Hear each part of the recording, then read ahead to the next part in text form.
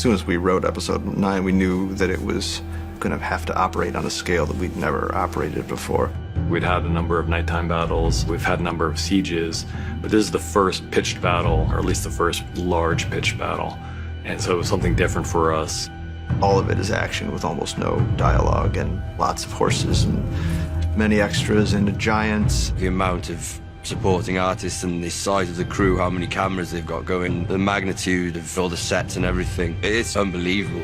It was hard. It was a long slog. Luckily, we got Miguel Sapochnik back, who was our maestro from Hard Home in season 5. That was basically a massacre. This is a battle. This is the story of a battle. We've never done that before. They really wanted to kind of get into the mindset of what it would be like to be in a battle like that. It was fluid all the way through. It morphed, it changed. But the most important thing all the way through is it can't just be a battle. If it's just a battle, the audience don't have stakes in it. You have to be following someone, and we decide to follow John. Ramsey's weapon all the way through is antagonizing people, drawing them into a trap, and John completely falls for it. He doesn't account for Ramsey's gifts at psychological manipulation, which Sansa warns him about. He's kind of thought, this guy's going to do something stupid and honourable because he's not going to be able to control himself, so I'll shoot his brother with a bow and arrow. There's no way he can't gallop towards his brother, who is being shot at with arrows, and try and save him. So he falls into that trap. But he's waited until Jon Snow is within Archer's range so that they can start shooting him immediately. He's seen his brother be killed, so he falls into the next trap of galloping towards Ramsey. Every step of the way does exactly what he wants him to do.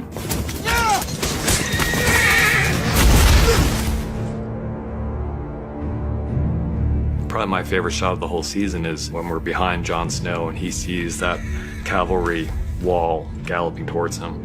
And part of the reason it's such a great shot is it's all real. That's 40 horses charging full speed at Kit Harington. Until the last minute, I was stood there facing off against this cavalry charge, which is really scary. We're a bit annoyed because I think everyone's going to think it was CGI, and it wasn't. Camilla, our horse mistress, kept asking every year. She said, give me some more stuff to do. Like, this year was boring. It's just people trotting from here to there on their horses. So finally we gave her enough to do. I read the outline and went, wow, okay, this is adventurous. How are we going to deal with this? It's the biggest amount of horse requirement I've ever had on Game of Thrones. We flew over in May to kind of start discussing how we were going to prep it, how many horses we were going to use. We decided on 80 in the end.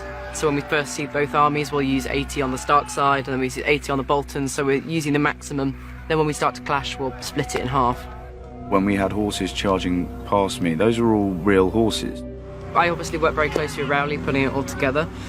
And we make channels so it looks like they're clashing, but they're not. The horses are actually just passing through, like 2-foot channels so they can clear out. We are going to make that look as close as possible to a collision without actually colliding the horses. So in very tight formation, we'll have those guys cross and they will pull the horses as they cross through. We're falling them onto a very thick falling bed so we don't injure the horses or injure the guys, but we're going to try and make that something that's not really been done before.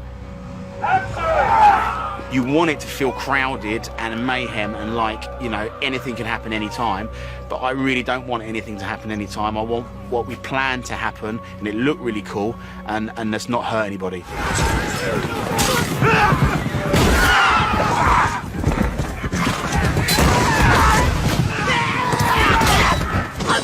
To get across the field and follow the horses at the speed at which they're moving, and horses move really, really fast, you need a special rig, and the Russian arm is just such a fun machine to work with, and it gives you such dynamic shots. It's basically a camera tracking vehicle. It's a remote control arm that sits on a Land Rover in our case. Throughout the Battle of the Bastards, we had a number of tracking vehicles, one of which was the Vampire Bat with the Russian arm on it, on a muddy, slippery field over about 500 or 600 yards with very fast horses. That was the vehicle to chase them properly and get the results we wanted.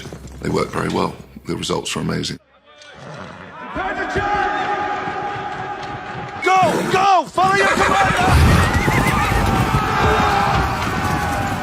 You've got two giant armies that are opposing one another. You're not going to have more than a few hundred extras on one side or the other, so you've got a lot of crowd replication.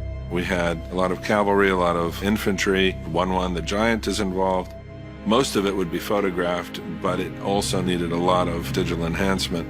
You've got things happening that you can't shoot in any real way. You've got a giant punching out a horse. We shoot horses falling and charging toward one another that we can use as elements, but we start to get into complex areas that we haven't really broken ground with on the series before, where it is fun and exciting, but also very challenging.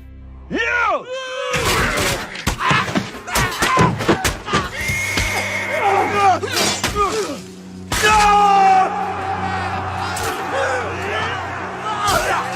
The Battle of the Bastards becomes incredibly compact. All these combatants forced into this incredibly tight space on the battlefield, partly crammed in by bodies. You've got horses, you've got, men of either side just piled up in this massive heap. The body pile was absolutely enormous in terms of its scale and ambition. All of those prop bodies had to be dressed in the appropriate uniforms. We had to have the shields and the flags. You then need to dress the horses in their saddlery. You need to make sure that the correct sigil is on the horse.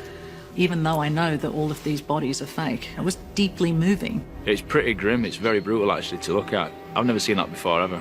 It comes from reading real accounts of these various battles, both medieval and even more modern ones. You read accounts of battles in the Civil War where the bodies were piled so thick it actually became an obstruction on the battlefield.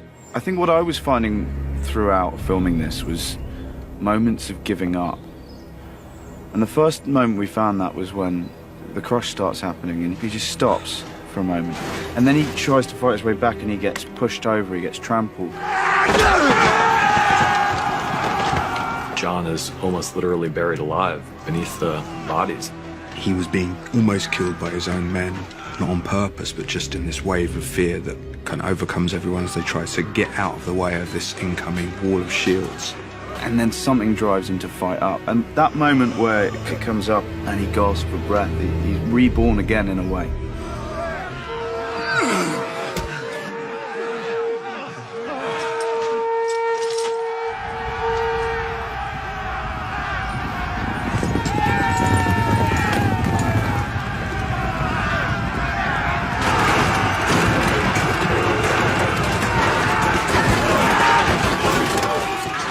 Winterfell's a place that really means so much in the context of the show, and the episode is really about bringing things home. The final act takes place in the Winterfell courtyard, and it ultimately boils down to Jon against Ramsay and Sansa against Ramsay. Always wanted to do a scene with Jon Snow. It's really nice to get to sort of have the two bastards there together, facing off. It's a horrible moment when you see your hero go a bit too far. The only direction I gave to Kit was he's not a human anymore. He doesn't feel any sympathy, empathy for this guy.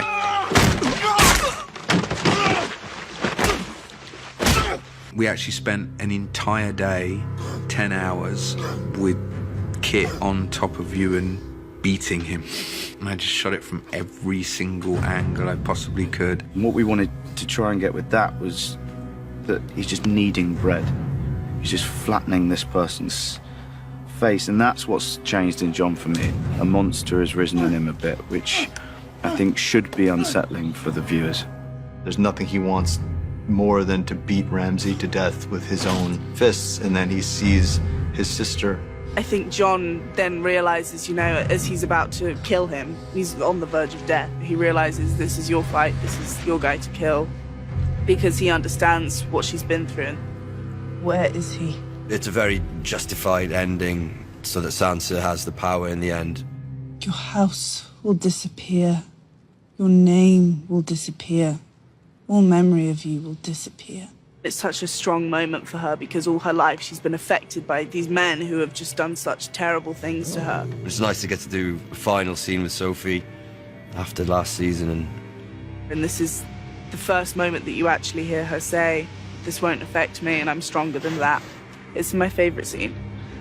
Her walk away, that final shot, was so crucial, and just to get that little hint of a smile just right, I think we ended up making poor Sophie do it, 12 or 13 times in the middle of the night. It's not a big smile, it's just a little hint of a smile. Sophie doesn't say very much, but I think it may be my favorite thing that she's ever done on this show.